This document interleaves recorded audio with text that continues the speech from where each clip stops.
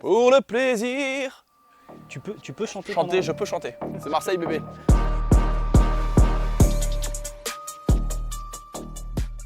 Stan, Johansen. quel endroit magnifique.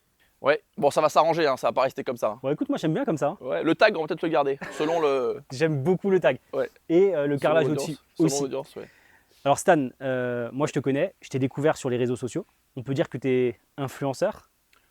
Je sais que tu n'aimes pas ce terme-là. Si j'ai une petite influence sur certains, avec la vision que j'ai de l'immobilier, tant mieux. Bah écoute, en tout cas moi je t'ai découvert sur les réseaux. Est-ce que tu peux te présenter pour toutes les personnes là qui nous regardent aujourd'hui? Bien sûr, alors avant de me présenter, juste, essayer de te soudoyer, de te corrompre un peu pour que tu sois trop dur avec moi aujourd'hui. Ah. Livre Marchand de Bien, livre Formation Marchand de Bien, que j'ai coécrit avec ma compagne et associée Audrey. Je voulais te l'offrir. Eh ben écoute, franchement, ça fait plaisir. J'espère que Alors, t'en feras un bon usage. mais je vais le lire, ça va être mon livre de chevet. Merci bien. beaucoup. Je t'en prie. Franchement, c'est trop un- cool. C'est un plaisir. Merci. Donc, pour te répondre, alors, je suis connu, enfin, je suis connu, ça c'est déjà ça manque d'humilité, on le coupera. Les gens me connaissent sous le nom de VDV, donc VDV c'est le nom de ma chaîne immobilière, de ma chaîne YouTube, c'est une chaîne sur laquelle je dispense des formations, on y reviendra peut-être tout à l'heure. Et sur les réseaux, je suis également connu sous le nom de Salva, qui est un surnom. Voilà, mon vrai prénom c'est Stan.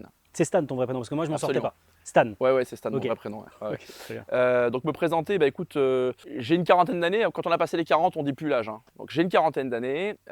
J'investis en immobilier depuis 2007. C'est l'année où j'ai eu un CDI et donc j'ai investi rapidement en immobilier. Plutôt dans le patrimonial, j'ai démarré par une résidence principale et on y reviendra également. Pour moi, c'est un levier d'enrichissement et de On va en parler, développement On voilà, va en important. parler, ça c'est sûr. Et puis ensuite, voilà, j'ai développé un parc locatif. Alors, j'étais pas dans la course des lots, avoir 40 lots, etc. J'ai plutôt visé le secteur et comment dirais-je, des investissements patrimoniaux plutôt que accumuler les lots. D'accord. Ok. Et puis, vers 2019, j'ai arbitré mon patrimoine et j'ai vendu 2 biens pour pouvoir récupérer le capital amorti et des plus-values pour pouvoir investir avec ma compagne qui, elle, avait déjà une société de marchand de biens et pour pouvoir, à deux, essayer d'aller plus vite et d'avoir de meilleurs résultats. Donc en marchand de biens, donc depuis 2019, je l'accompagne Ok. sur la partie marchand. Je continue le locatif, plutôt en SCI, parce qu'à un moment donné, on est bloqué en nom propre. Ouais. En SCI, après des maisons d'exploitation plutôt dans le meublé, que ce soit à l'année ou en courte durée, en station ou sur la côte, en station de ski ou sur la côte. Et puis donc voilà, donc j'ai. T'as aussi une agence immobilière, je crois. Voilà. Ouais. Il y a 1 an et demi, on a cofondé donc avec Audrey une agence immobilière qui s'appelle l'Agence d'investisseurs, pour l'instant qui est présente sur la PACA, bien qu'on ait des biens ailleurs sur le territoire. Et l'objectif, c'est de parler le langage des investisseurs. Donc c'est Ici. vraiment une agence pour les investisseurs. Voilà, avec des biens Ok. pour investisseurs, c'est-à-dire Ok. des maisons à diviser, des immeubles en arrêté de péril, enfin vraiment avec une dimension investisseur, une dimension valorisation, que ce soit locatif ou marchand. Mais voilà notre objectif et notre ambition, c'est de développer cette agence immobilière. Alors tu sais, déjà il y a des règles dans cette émission. Ça va être difficile, mais on va essayer de parler sans filtre. Ouais. Alors ça va pas être difficile avec toi. Mais surtout, pas avec des mots compliqués. Pour vraiment que tout le monde nous comprenne. Absolument. Et j'aimerais aborder un premier sujet, c'est celui dans lequel on est là aujourd'hui, Ouais. la résidence principale. Puisque là, Ouais. tu es en train de construire ta résidence principale ici. Oui, absolument. Alors, pour ceux qui nous suivent, on est sur la Côte d'Azur, dans un endroit magnifique. On a donc l'ARP qui est en construction juste derrière, le décor est incroyable. Et donc, moi, j'aimerais qu'on aborde les fausses croyances. Parce que moi, je t'ai découvert à cause de ça, enfin, pour ça, Ouais. à cause ou pour, je ne sais pas, mais je t'ai découvert sur ce sujet-là, sur les fausses croyances. Et le premier, c'est la résidence principale. Beaucoup de gens disent que c'est un passif. Absolument. Alors déjà, qu'est-ce que c'est un passif déjà pour que les gens comprennent? Actif, Alors, passif? Un passif, c'est une dette. Ouais. Voilà, c'est une dette. D'un point de vue comptable, et d'ailleurs ceux qui ont des doutes sur le fait que la résidence principale soit un actif, je les invite à aller sur Google et taper le plan comptable général article 211.1, c'est la définition d'un actif, et puis on se rendra compte que déjà ça n'a pas de sens d'un point de vue comptable. Ce que veulent dire certains influenceurs pour le coup, c'est que en fait, un bien immobilier, un investissement qui ne rapporte pas d'argent, pour eux c'est un passif. Là encore, pour moi, c'est une erreur dans le sens où une résidence principale, faut rappeler quand même que de se loger, c'est un besoin primaire. D'accord ? Une résidence principale, quand on y vit, quand on paye un crédit, Donc une résidence principale, c'est là où on vit en fait. Hein. c'est là où on vit absolument. Donc on peut y être locataire ou propriétaire. Mais lorsqu'on est propriétaire, et c'est là où beaucoup déconseillent d'acheter, d'être propriétaire de sa résidence principale sous prétexte que ça empêcherait d'investir en locatif, je vais expliquer pourquoi c'est faux. C'est que alors déjà, je vais revenir donc sur le fait que quand on vit dans une résidence principale, quand on l'occupe, donc c'est un besoin primaire de se loger, il faut savoir que chaque mois, on va payer, on va rembourser la mensualité de crédit. Dans cette mensualité de crédit, il va y avoir une partie de capital qu'on va rembourser et des intérêts. Alors, les intérêts, c'est perdu évidemment, mais chaque mois, on va amortir du capital. D'accord ? Donc c'est une sorte d'enrichissement indirect déjà. C'est-à-dire que pour se loger, c'est comme si on faisait un peu d'épargne forcée. D'accord ? Ouais, puisqu'au moment où tu vas le revendre, ce capital, tu vas pouvoir potentiellement le récupérer. Même sans plus-value, le scénario le plus, même sans plus-value, quand on va rembourser la banque, tout le capital qu'on aura amorti pour se loger, on n'aura pas à le rembourser. Ouais, bien sûr. Donc on va le récupérer. Okay ? Le crédit, la mensualité du crédit est fixe. D'accord ? Si les taux venaient à baisser, on pourrait aussi renégocier le crédit et essayer d'avoir des mensualités plus faibles. Mais si on compare avec un loyer, il est voué à évoluer. D'accord ? Avec l'inflation, l'année dernière c'est 3%, là c'est plus du 2,5% par an. Un loyer, il est voué à augmenter toute sa vie. Quoi qu'il arrive. D'accord ? Donc même si aujourd'hui on investit dans un bien avec un crédit, par exemple, je donne un exemple, une mensualité de 700 €. Donc une maison, on achète sa maison, on a une mensualité de 700 €. Alors maison, on sera Appartement. plus élevé, mais appartement, on va dire 700 € la mensualité. Il y en a, ils vont dire oui, mais je pourrais louer cet appartement à 500 €. D'accord, tu pourrais louer cet appartement à 500 €. Dans 10 ans, déjà les 500 € ils seront passés au-dessus de ta mensualité. D'accord ? Tu n'auras rien amorti comme capital et surtout, tu ne vas pas pouvoir emprunter davantage pour du locatif à la banque. Pourquoi ? Parce qu'une banque, quand on va la voir, elle va prendre en compte toutes les charges qu'on a. D'accord ? Et évidemment, payer un loyer pour se loger, c'est une charge. C'est une charge. Elle rentre en compte dans le calcul de la capacité d'emprunt. Et ce qui est important aussi là-dessus, je suis désolé de te couper, mais si on n'a pas de loyer, il faut comprendre aussi que la banque prend quand même un loyer fictif. Oui, un loyer fictif qui correspond à ta situation. Absolument. Très bonne remarque, Johansen. Effectivement, il y en a qui disent, mais là, je suis logé chez mes parents ou quoi. Ils savent très bien, une banque, que dans les 25 prochaines années, il y a un moment donné, donc ils prennent un loyer fictif. Effectivement, pas toutes, mais beaucoup le font. Ouais. Mais globalement, voilà, je vais voir la banque, j'ai un loyer de 500 € par mois, je veux investir dans le locatif parce que j'ai écouté un influenceur qui m'a dit qu'il fallait que j'investisse dans le locatif. Et moi, je le dis aussi, il faut investir dans le locatif, attention. Bien sûr. Et donc, mes 500 € vont être pris en compte dans le calcul des capacités d'emprunt. Donc, celui qui paye un crédit de 700 €, déjà, il va arriver voir la banque, il va dire j'ai une résidence principale. Ça augmente le scoring bancaire, déjà. On préfère toujours prêter à quelqu'un qui a déjà investi, voilà. La différence, c'est quoi ? Là encore, pour la comparaison, je devrais prendre en théorie un crédit de 500 €, un loyer de 500 €. Mais même si on prend, admettons, 200 € d'écart, ces 200 € d'écart, pour le locataire de sa RP, ça va lui faire effectivement une capacité d'emprunt légèrement supérieure au propriétaire. Si on prend 200 € d'écart, pour rappel, le taux d'endettement maximum, il est de 35%. Donc, il va pouvoir investir par mois à peu près 70 € par mois. D'accord ? Sur 20 ans, c'est un investissement de 17 000 € en plus. Donc, la différence, elle n'est pas énorme. Ouais, bien sûr. Même à 10% de rendement, ça va enrichir le locataire de résidence principale qui aura investi en locatif de donc 10% de 17 000, donc 1 700 € par an en plus. Le propriétaire de CRP, ne serait-ce qu'avec l'amortissement de capital, je ne parle même pas de la plus-value. Ouais, bien sûr. Il amortit à peu près la moitié de sa mensualité. D'accord ? Donc sur 700 € de mensualité, il rembourse 4 000, 4 500 € de capital par an. Donc il n'y a pas photo. Et moi, c'est vrai que je vois beaucoup de publicités de gens, enfin de publicités, même des vidéos, on m'envoie, en plus on me pique, on sait que je suis très sensible sur ce sujet. Et je réponds et j'ai jamais personne qui arrive à infirmer ce que je dis, parce qu'en plus j'ai fait des études chiffrées avec des courtiers, etc. Ouais, t'es rentré dans le détail, je l'ai vu ça. T'es vraiment rentré dans le détail pour prouver en fin de compte que… Tous les scénarios sans aucune plus-value. Il y a, alors évidemment… Et n'importe où en France ? Alors voilà, il y a des exceptions. C'est ce sujet-là. Voilà. Évidemment, celui qui vit à Paris et qui sait que dans 2-3 ans, il va quitter Paris, l'intérêt d'investir les premières années, tu amortis les frais de notaire. Même si tu revends, tu vas miser sur une plus-value. Alors évidemment, les chiffres diront que… moi, j'ai un de mes meilleurs amis qui, en 10 ans, il a fait une plus-value remarquable. Mais voilà, on ne peut pas préjuger de ce qui va se passer. Évidemment, là, on va plutôt aller sur une location. Même si les loyers sont élevés, ils sont plafonnés. On va aller sur une location et puis on va essayer d'investir à côté. Voilà, je ne veux pas moi non plus critiquer les fausses croyances et de faire une fausse croyance. Il faut toujours, mais dans la majorité des cas, c'est plus porteur d'investir dans sa résidence principale.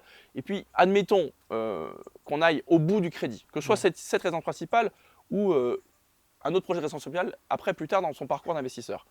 Une fois qu'on arrive au bout de son crédit, on a un bien qu'on peut nantir, qu'on peut mettre en garantie pour faire du prêt hypothécaire. On n'est pas… Alors, tu peux expliquer ce que c'est nantir, prêt hypothécaire ? Excuse-moi, le prêt hypothécaire, c'est qu'on va mettre en garantie un bien qui est déjà payé.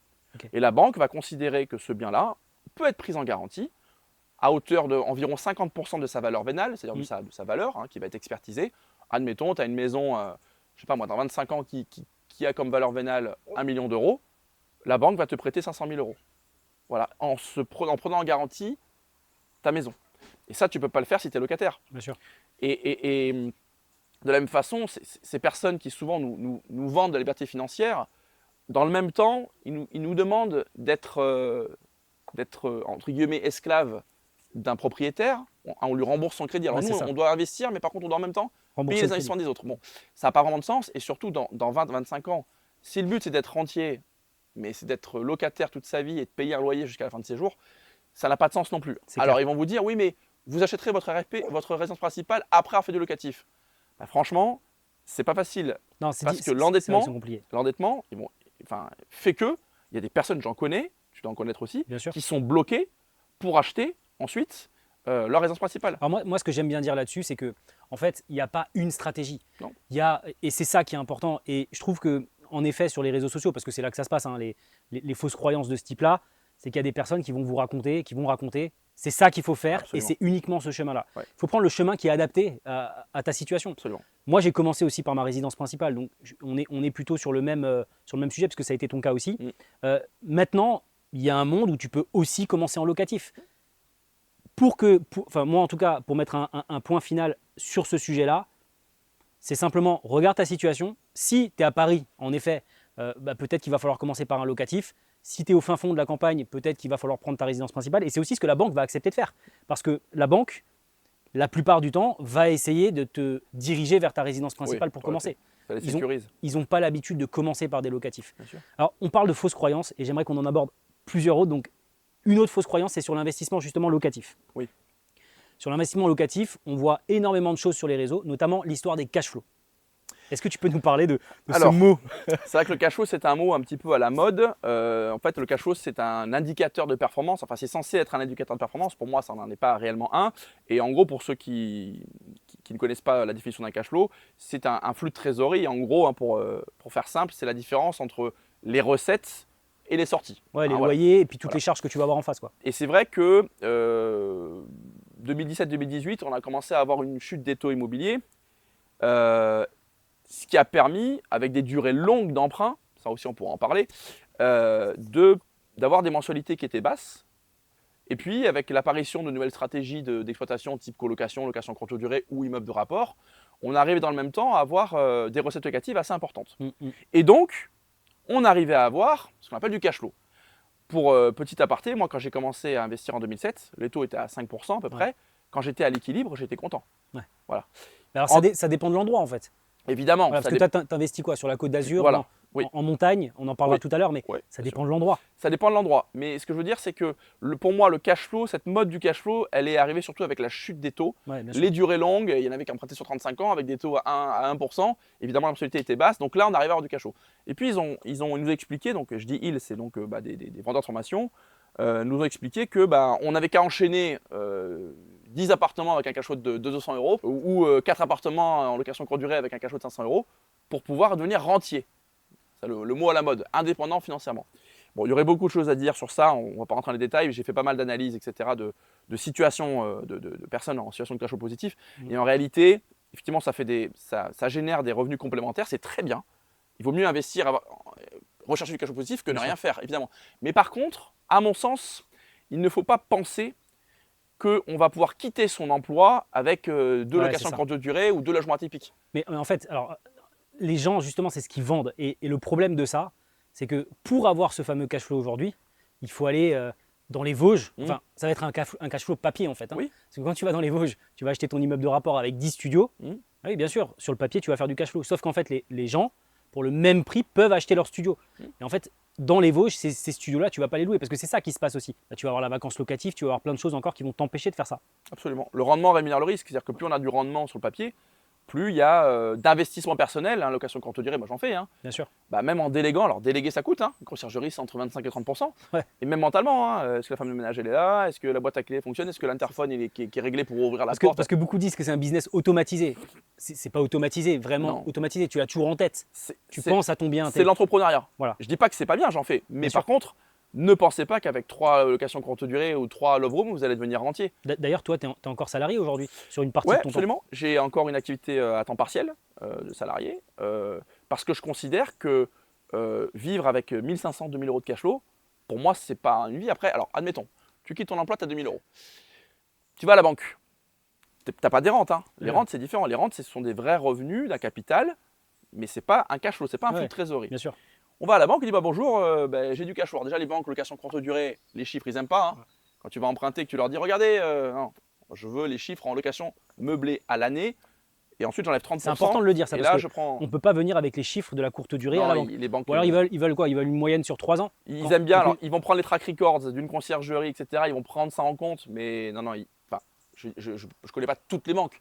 La plupart des banques, ils enlèvent 20-30% des recettes. Parce Bien sûr. qu'ils savent aussi que réglementairement, ça peut évoluer. Fiscalement, et on est en train de le vivre.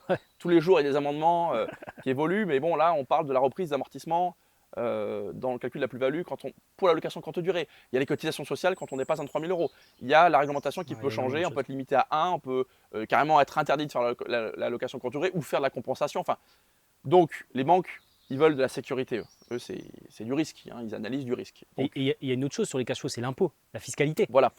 Donc, évidemment, plus on a de rendement, et ça, c'est là où j'en veux un peu aux formateurs, ils vont dire bah, regardez, ce logement atypique me génère papier, hein, sur le papier, Ouais. 4 000 euros par mois. Okay 4 000 euros par mois, on entend mon chien derrière. Parce qu'il est d'accord quelque part. Même lui, Oui, non, mais, lui, il est dans les niches atypiques. non, Bon. non, mais j'ai vu. Dès que tu dis, Bah, ouais, il est en accord, Il est en d'accord. ligne. Bon, ces 4 000 euros, pour les amortir, pour réduire ces 4 000 euros de recettes par mois, donc les 50 000 euros, admettons, par an, bah, c'est pas en amortissant le prix d'un bien qu'on n'a pas payé cher qu'on va réussir à combler ces recettes. D'accord? Alors là, les personnes qui nous regardent, en fait, au régime réel de déclaration, pour la faire courte, on va pouvoir amortir le prix du bien et on va considérer qu'il y a une dépréciation comptable et ça va venir réduire les recettes. Voilà, on va Ouais. pouvoir déduire la taxe foncière, Bien les sûr. charges, toutes les dépenses inhérentes à l'exploitation d'un bien. Quand on touche 50 000 euros de recettes, je te prends cet exemple-là, on va venir réduire 10-15 000 euros maximum. Donc les 30 000 euros qui restent, ils vont être imposés Bien à TMI et cotisation sociale, parce qu'on dépasse les 23 000 euros. Ouais. Cotisation sociale, c'est le taux, il est à 45%. Bon, même s'il est induit il est compris dans le BIC, je ne veux pas perdre les gens, mais en gros, il y a à peu près 35% de cotisation sociale. Et il y a, selon la TMI, 11 ou 30% Ouais, c'est ça. qui vont venir aussi traiter fiscalement les recettes. Donc là, pour le coup, les 4 000 euros, à la fin, il va rester peut-être 1 800 ou 1 700. Ça commence à fondre au fur et à mesure qu'on discute, Bah, hein, entre la conciergerie et la fiscalité. Ouais, Et à la fin, en fait, ces fameux cash flows, en fait, ils sont vachement réduits, quoi. ils sont réduits et puis souvent les prix papier, tu parlais de papier, c'est très juste. Par exemple, sur de la location de logements atypiques, les personnes, ils Alors, vont pas logement aller- atypique, tu peux rappeler ce que c'est? On a fait un épisode sur les logements atypiques.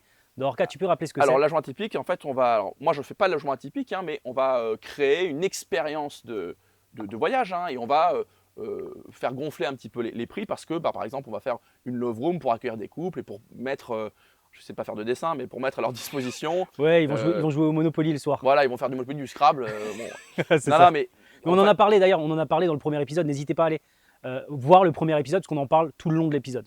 Et encore une fois, je ne dis pas que c'est pas bien. Pour moi, c'est l'entrepreneuriat. Bien Je sûr. dis simplement qu'il faut être prudent dans son ambition de quitter son emploi lorsqu'on fait la location courte durée.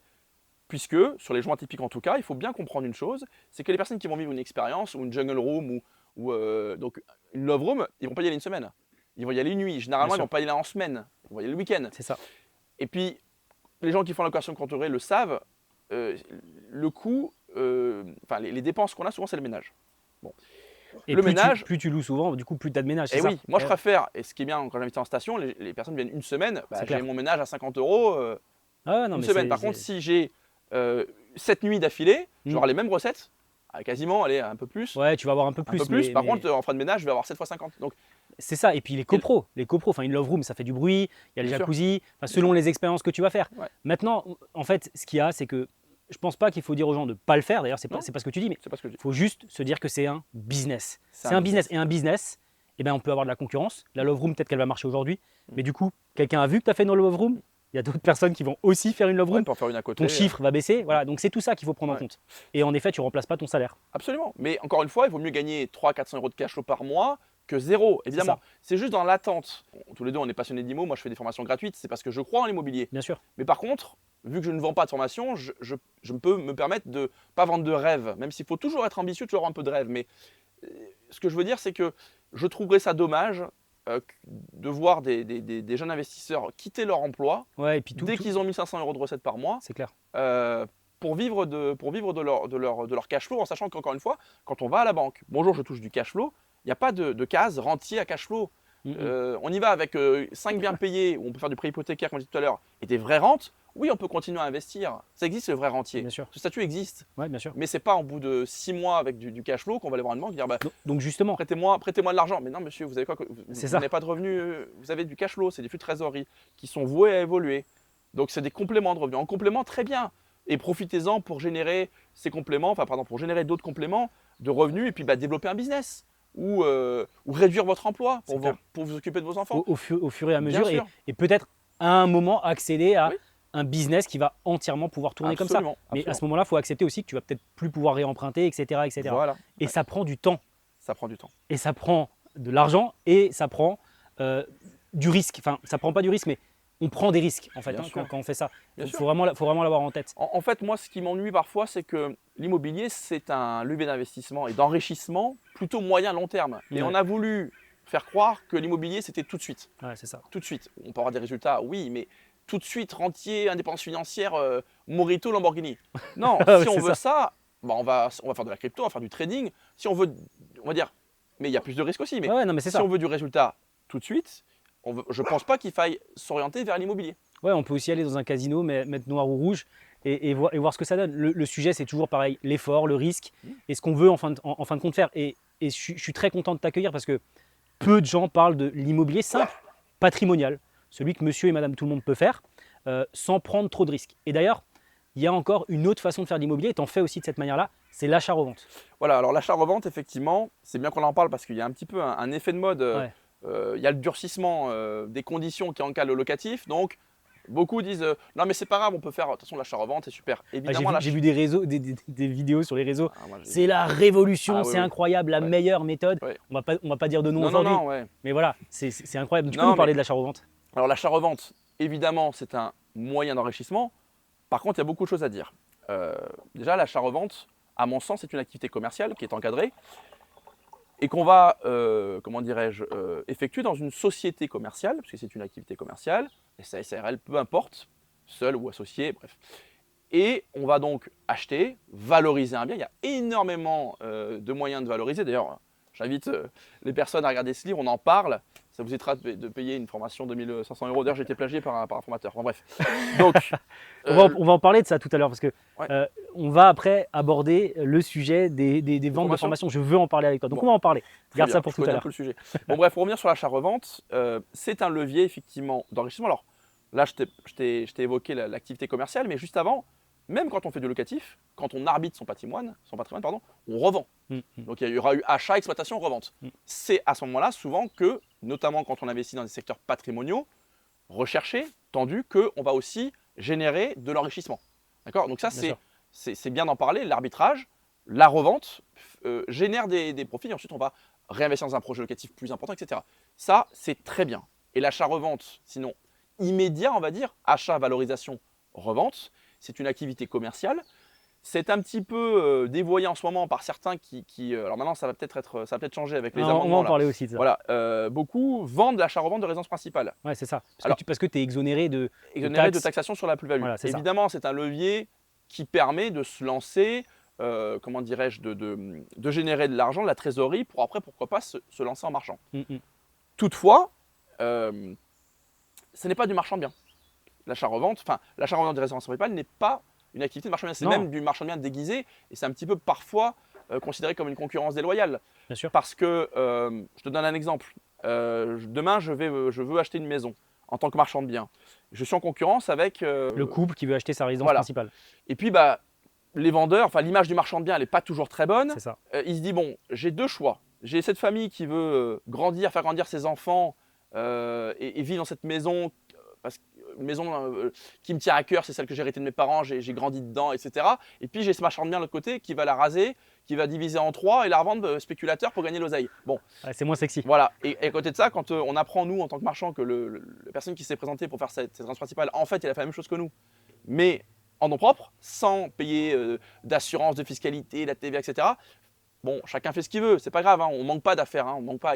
La concurrence, on s'y fait en marchand de biens, on est toujours en concurrence. Bien sûr. Mais on peut ne pas être choqué des évolutions qui vont peut-être arriver avec dans la loi finance, le projet de loi finance 2025, qui prévoit que quand on revend un bien en nom propre, une résidence principale résidence avant principale. 5 ans, et lorsque on ne rachète pas de résidence principale, ou lorsque ce n'est pas dû à une mutation professionnelle, et lorsque ce n'est pas dû à une séparation des problèmes de santé, on ait une plus-value à payer. Ouais, bien sûr. Moi, ça ne m'a pas choqué. Mais honnêtement, Mais c'est très clivant. moi non plus, mais c'est pour enlever justement cette concurrence, quelque Bah, part. Parce que, et il faut l'expliquer aussi aux gens, on ne peut pas enchaîner 10 opérations comme ça de résidence principale où on va acheter, revendre sa résidence principale. Qu'est-ce que tu en penses? Là, c'est une activité spéculative. Voilà, c'est Clairement. ça. Il y a intention spéculative et récurrence. On peut aussi être qualifié, mais il y en a qui le font de manière habile. Bon, il y a des failles, mais il y en a même qui vendent des formations Où il parle de ça.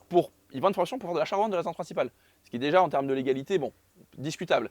Mais ce que je veux dire, c'est que même si les amendements sont adoptés de manière définitive après le Sénat, commission paritaire, ça n'empêchera pas de s'enrichir. On vit dans sa résidence principale, on la revend, on en achète une autre, on va grossir son patrimoine. Par contre, celui qui voulait acheter, consommer la plus-value pour vivre et après être locataire ou racheter un truc plus tard, lui, il va être embêté. Ouais, c'est ça marche pas. Voilà, ça marche pas. Mais pour revenir sur l'achat-revente, effectivement, c'est un levier d'enrichissement qui permet de ne pas avoir les inconvénients du locatif, les locataires qui ne paient pas, l'entretien, la gestion, etc., qui permet de générer, entre guillemets, du cash flow d'un coup direct, beaucoup de trésorerie. Donc évidemment, ça fait, entre guillemets, rêver. Ouais. Et tel que c'est présenté par beaucoup de formateurs, ça fait rêver. Nous, dans ce livre, on a un discours de vérité. On explique les contraintes. Il y a des avantages, il y a des contraintes. C'est pas évident. Et ce qui est très difficile en ce moment pour les marchands, c'est pas tant d'avoir des affaires parce qu'il y a quand même le parc locatif, le parc immobilier français qui va être à rénover. Bien sûr. On a besoin de rénovateurs, vraiment. C'est la partie revente qui est difficile. C'est la partie revente déjà, il faut bien se positionner, mais surtout le financement aujourd'hui, D'accord. il a un coût. Les banques qui financent en marchand, elles existent. Mais déjà, même si on trouve une banque qui nous finance, elles vont demander 20 ou 30% d'apport, donc déjà il faut avoir la trésorerie. Ouais, c'est ça. Il faut avoir des track records, de montrer je parle pour Alors ceux c'est qui quoi ça? débutent. C'est quoi ça? Track record, en fait, c'est de montrer à une banque qu'on sait valoriser. Regardez, monsieur le banquier, Il faut montrer une première opération, c'est ça? j'ai acheté, alors ça peut être en nom propre, hein, Ouais. j'ai acheté cette résidence principale, j'y ai vécu 3-4 ans, je l'ai revendue, j'ai réussi à la valoriser. J'ai acheté un bien locatif, je l'ai exploité 3 ans, j'ai arbitré, je l'ai revendu plus cher. On démontre à une banque qu'on sait valoriser un bien. Okay, on a avec de la trésorerie. On peut aller chercher un financement, je dis on peut, mais c'est pas facile. Marchand bien professionnel, une banque pro qui va nous prêter. C'est ça, il y a une obligation en fait de rembourser. Absolument. Et il se passe quoi d'ailleurs si on ne rembourse pas? Déjà, tu payes des intérêts, alors tu négocies avec ta banque, mais tu payes des intérêts de 10% par an. Alors après, eux se protègent en prenant des hypothèques parfois sur les biens.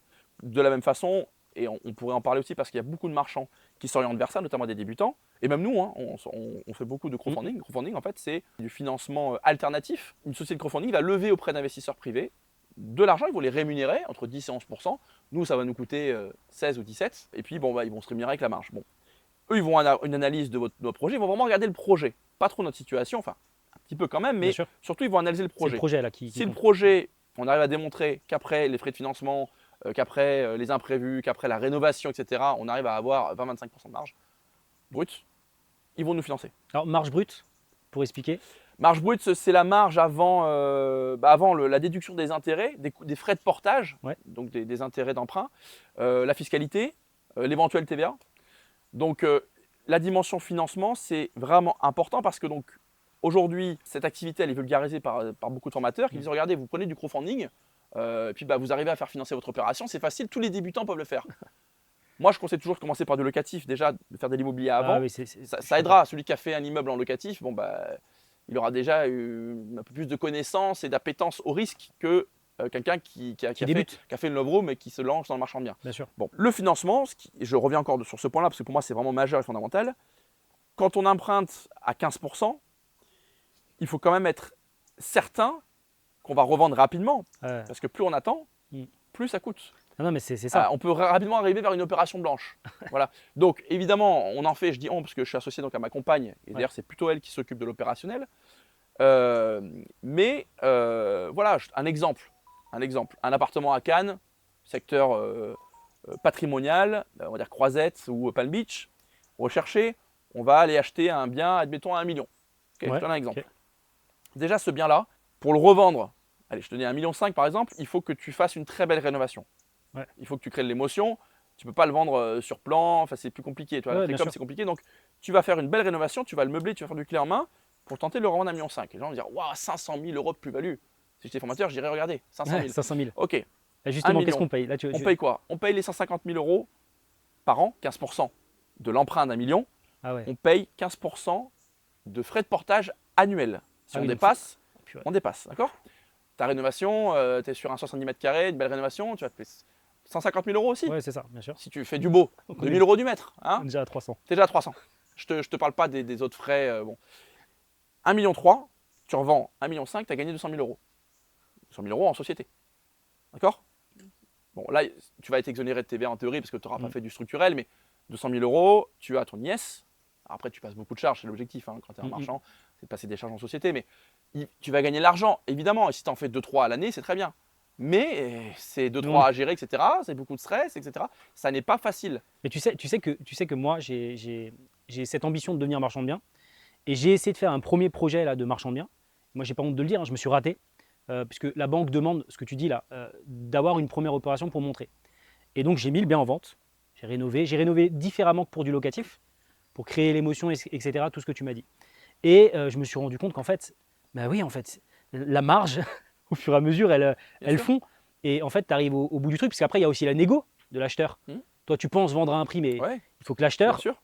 achète à ce Surtout prix-là. en ce moment. Tu subis aussi le marché.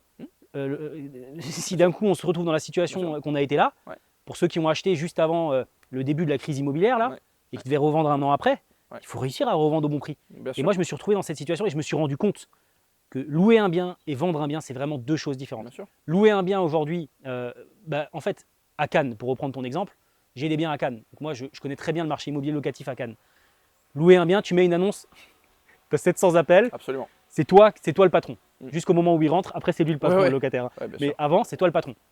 Quand tu vends, t'es pas le patron, quoi. Non. Tu mets une annonce, quand tu as quelqu'un au téléphone, il faut le travailler. Parce que tu n'as pas souvent quelqu'un au téléphone. Et donc, c'est pas si facile que ça. Et ce côté revente, il faut comprendre aussi que c'est un métier. Même pour des investisseurs, j'ai quand même un parc immobilier, tu vois, même pour des investisseurs locatifs, et c'est pour ça que je vais lire ton bouquin, mais c'est un métier de vendre. Bien sûr. Et c'est un métier de faire de l'achat-revente parce que tu peux trouver le bon bien, tout faire correctement, mais tu loupes un truc, par exemple les travaux. Parce que les travaux, il y a des frais des fois que tu ne penses pas. On en parlait tout à l'heure en off sur ta maison. Il y a des frais auxquels on ne pense toujours pas. des imprévus. Voilà, et ça aussi, il faut l'intégrer. Et donc, il faut vraiment que les gens aient conscience que c'est Bien sûr. vraiment pas si simple. Tu as aussi une notion d'assurance. Un marchand de biens, c'est un professionnel. Il doit avoir une assurance. Une assurance, c'est un coût. Hein. Bien sûr. Annuel, c'est lié au chiffre d'affaires. C'est un coût. Les frais de gestion, il y a énormément de choses. Donc, voilà, le financement, c'est. Après, il y a le réseau. Il faut avoir un réseau pour qu'on ait des agences, des notaires, ou enfin tout un écosystème qui nous amène un bien et une affaire. Et ensuite, qu'est-ce qu'on doit faire? On doit le redonner à la vente aussi pour maintenir cet effet de confiance. Ouais, c'est ça. Donc, tu Et vas puis, payer en plus des frais à ce moment-là. On va dans une commission d'agence, bien sûr. On pourrait le vendre en direct. Même nous qui avons une agence, on redonne les lots à l'agence qui nous les a apportés, sinon on ne travaille plus. Et justement là, sur l'achat-revente, t'as pas une info un peu croustillante à nous raconter sur un truc qui t'est arrivé en achat-revente? Écoute, un jour, on achète un immeuble alors, autour de Cannes, pas très loin d'Antibes. Sur la Côte d'Azur. Je ne vais pas donner le nom de la ville, vous allez comprendre pourquoi après, je ne voudrais pas afficher la personne. On achète un immeuble, donc projet de réhabilitation, surélévation, etc. Et on était avec des personnes de l'ANA, parce qu'on voulait aussi voir… L'ANA, c'est quoi? L'ANA, en fait, c'est un organisme qui distribue des subventions pour aider à la rénovation, etc. Et puis, c'est lié à la ville, quoi. Et donc, on a une personne de l'urbanisme, des personnes de l'ANA qui viennent. Et donc, on est avec mon associé et compagne Audrey. Et donc, il y a un escalier, parce qu'en fait, en bas, il y avait donc une cave. Et donc, on monte pour arriver. Alors, il y avait des pigeons partout morts. C'était vraiment un truc en arrêté de péril, limite, hein, vraiment pourri.